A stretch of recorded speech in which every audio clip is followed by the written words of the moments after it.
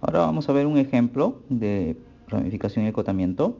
El problema que vamos a resolver es definido como P, que es básicamente maximizar Z igual a 3x1 más 2x2, sujeto a 3x1 más 4x2 menor o igual que 18. Y la segunda restricción es 5x1 más 2x2 menor o igual que 15, con x1 y x2 mayor o igual que 0, y ambos requieren ser enteros. Ahora, el primer paso en un problema de ramificación de acotamiento pues es simplemente resolver el primer problema padre, que es simplemente la relajación del problema inicial. O sea, vamos a definir un problema que se llama P1, que es el P relajado, en el cual, si ustedes notan, la única diferencia es que ya no tiene la palabra enteras en las restricciones. Es decir, lo puedo resolver usando, en este caso, el método gráfico, porque son solamente dos variables. Usando el método gráfico se puede encontrar la solución al problema padre, y básicamente me da que x1 es 1,714, x2 es 3,214 y el valor de la función objetivo es 11,57. Básicamente hemos usado el método gráfico, pero en problemas más grandes normalmente se utiliza el método simple o cualquier otro método que resuelva problemas de programación lineal. Ok, entonces partimos con el algoritmo de branch and bound. Lo primero que hacemos es poner el incumbente, como es problema de maximización es menos infinito. Y lo que hacemos es ver el resultado del problema P1. P1 me da que ninguna de las variables toma valores enteros, tanto son fraccionarios. Y lo que me dice el algoritmo es que tengo que agregar ramas. Ahora, primero tengo que verificar uno de los tres criterios. Primero, ¿es factible? No me dio nada infactible, o sea, debo ramificar. No tengo ambas variables enteras, por tanto tengo que seguir ramificando. Y lo que hago ahora es comparar el valor del z contra el incumbente. Fíjense que el valor del z es más grande que el incumbente y por tanto tengo que ramificar.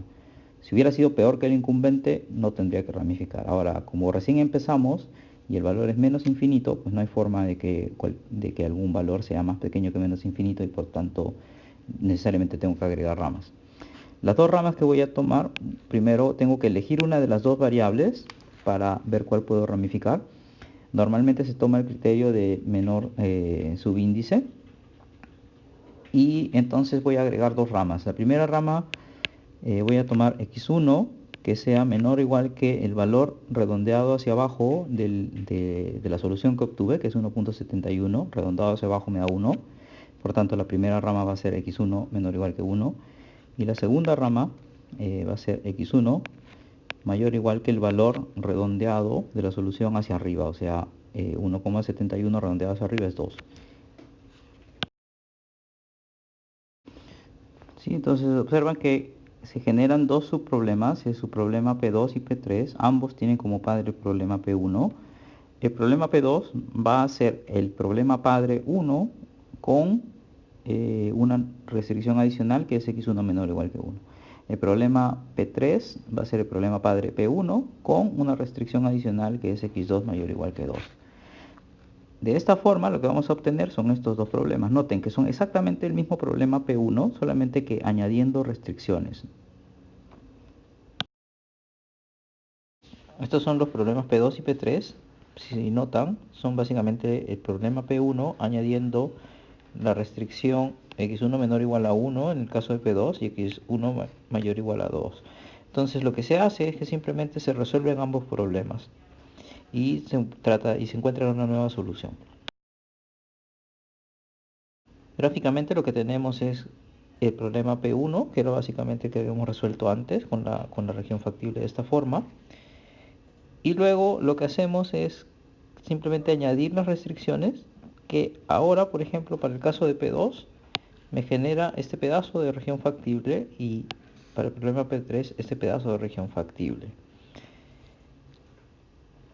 Se resuelven ambos problemas, básicamente usando el método gráfico, y se obtienen estas soluciones. En el caso del problema P2, nuevamente obtenemos una solución en la cual una de las variables no es entera, es x2, y en el caso de P3 también x2 no me da entero. Noten que en ambos casos también tengo los valores de los z. Adicionalmente, mi incumbente no se actualiza porque mi incumbente sigue siendo menos infinito porque hasta ahora ninguno ha obtenido una solución con variables enteras. ambos valores z son más grandes que el incumbente y por tanto ambos podría ramificarlos. ¿Cuál ramifico primero? El de mayor valor z porque estoy maximizando. Entonces ramifico el problema P3. Entonces lo que vamos a hacer es ramificar el problema P3 y vamos a tomar la variable x2, que es la única que no me da entera, y vamos a agregar las ramas en función a eso. Esto implica que vamos a agregar dos ramas, una en la que x2 va a ser menor o igual que 2 y otra en la cual x2 va a ser mayor o igual que 3. De esta forma vamos añadiendo ramas a mi árbol de branch and bound.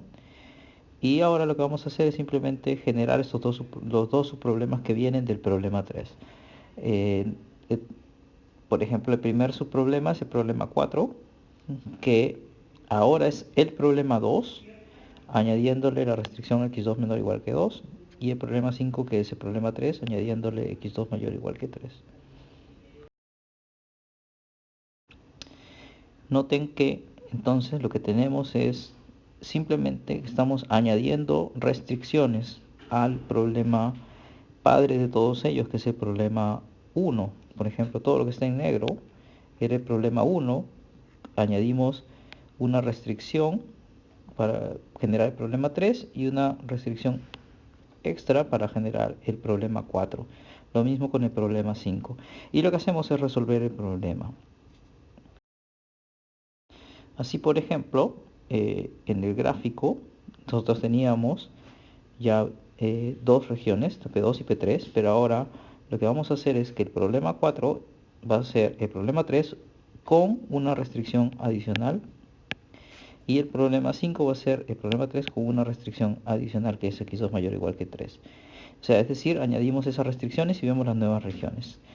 En el caso de la región factible 4, del problema 4, pues básicamente está dado por este trapecio que está aquí. Y en el caso del problema 5, fíjense que la restricción x2 mayor o igual que 3 me exige un punto que esté por arriba de x2 mayor o igual que 3 y que a la vez esté dentro de lo que era la anterior región 3. Por tanto, el problema 5 es infactible. O sea, el problema 5 no tiene región. En cambio, el problema 4 sí podemos utilizar el método gráfico y encontrar la solución, que está en este punto que está acá. Estas son las soluciones a ambos problemas. En el caso de P4 me da uno de las variables, me da una solución decimal o fraccionaria. Por tanto, verificando el criterio, debería ramificarlo, más aún porque el z que obtengo es 10,6, que es más grande que el valor del incumbente, que es menos infinito. Por tanto, P4 debe ramificarse. En el caso de P5, pues básicamente me dice que es infactible, y si es infactible, también todos sus hijos deberían ser infactibles, y por tanto ya no tiene sentido seguir ramificando. Ahora, entre P2 y P4, lo que voy a hacer es comparar los valores de los z. P2 tiene 10,5 y P4 tiene 10,6, y por tanto el problema que voy a ramificar es P4.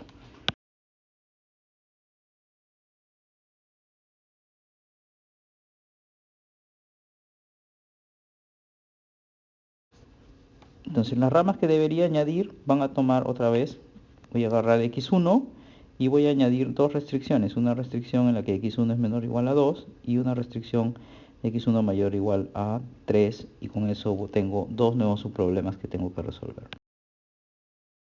Acá muestro los dos subproblemas que se generan, son P6 y P7. Básicamente, nuevamente, lo que tenemos es que, fíjense que cada subproblema son los problemas anteriores añadiéndole una restricción adicional. ¿Sí? Entonces, ahora lo que me toca hacer es resolver P6 y P7.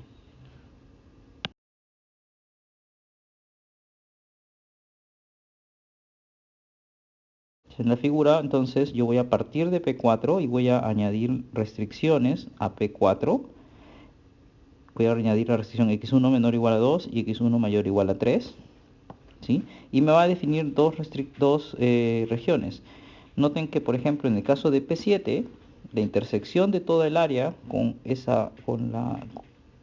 la región que que me define la restricción x1 mayor o igual que 3 me genera un punto. Por tanto, ese puntito es toda la región del problema P7. En el caso de P6 es esa recta vertical que está allí. Utilizo el método gráfico y voy a encontrar la solución. Obviamente en el caso del P7 la solución es simplemente el mismo punto, y en el caso de P6 me da también una solución que está en uno de los extremos de la recta vertical.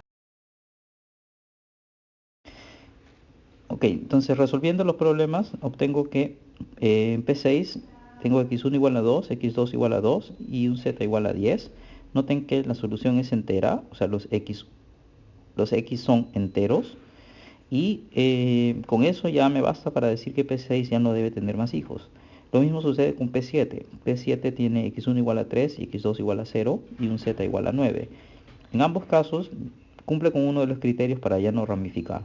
Ahora, noten lo siguiente. En ambos casos tengo soluciones enteras y por tanto lo que yo voy a hacer ahora es verificar mi incumbente. Mi incumbente es menos infinito y ahora lo voy a comparar con el mejor valor entero que hay hasta ahorita. Por ejemplo, comparo menos infinito con el valor del z del P6, que es 10.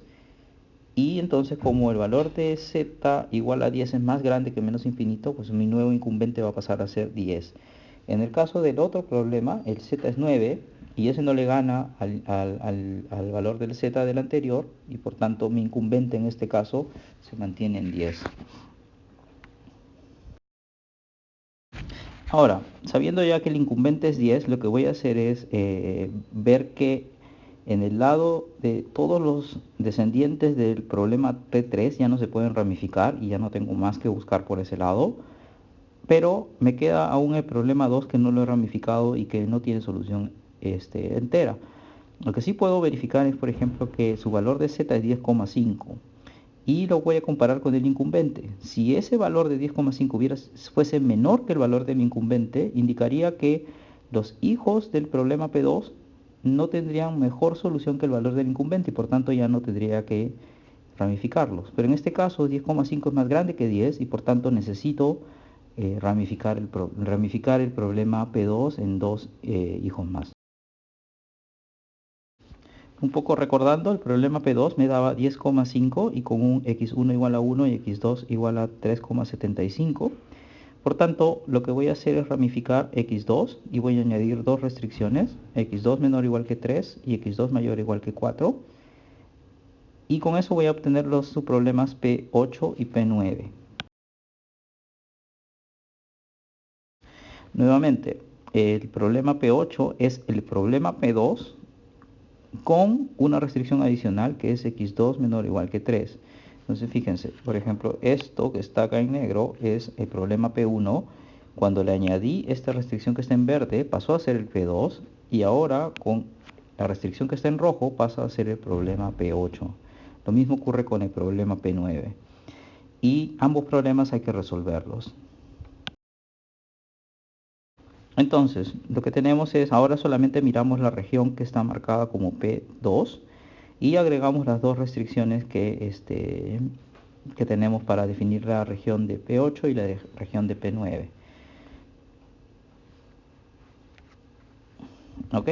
Ahí, por ejemplo, tenemos la región de P8 y P9. Básicamente P8 es todo esto que está abajo, la parte de abajo que lo voy a marcar acá. Todo esto que está acá, todo este rectángulo, y P9 va a ser el triángulo que está arriba. Usamos otra vez el método gráfico para resolverlo y vamos a encontrar la solución de ambos, y ahora vamos a volver a compararlo contra el incumbente y ver si vale la pena seguir ramificando o ver qué criterio no se deja de cumplir. Acá tenemos la solución a ambos problemas. En el caso de P8 obtenemos una solución con variables enteras. Además, el valor del z es 9, que no es mejor que el incumbente, por tanto vamos a dejar de ramificar y tampoco vamos a actualizar el incumbente. En el caso del problema 9 me da una solución que es fraccionaria, me da x1 igual 2 tercios, x2 igual a 4, o sea, podría seguir ramificando, pero yo sé que los hijos de ese problema no van a tener una mejor solución que 10.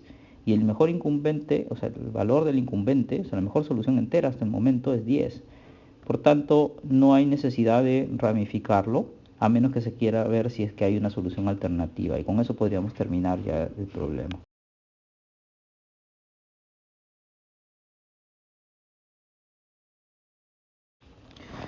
La solución entonces la vamos a encontrar ubicando el nodo que me dio el valor del incumbente que se usó hasta el final. En este caso es problema 6. El problema 6 me da como x1 igual a 2, x2 igual a 2, z igual a 10, y básicamente esa sería la solución óptima. Observen el árbol partió con P1, se generaron dos ramas, dos hijos. Luego seguimos con P3, P3 se partió en P4, P5, P5 no era infactible, por tanto no se sigue ramificando, y P4 también se dejaron de ramificar sus hijos cuando se llegaron a soluciones enteras. Luego procedimos con P2, y P2 se partió en dos hijos, uno que me dio entero y por tanto paró de ramificar, que fue P8, y el de P9 que me da un valor igual que el incumbente, y por tanto si solamente queremos una sola solución ya tenemos una solución y no valdría la pena seguir resolviendo o ramificando P9. Con eso terminamos la clase de Branch and Bound.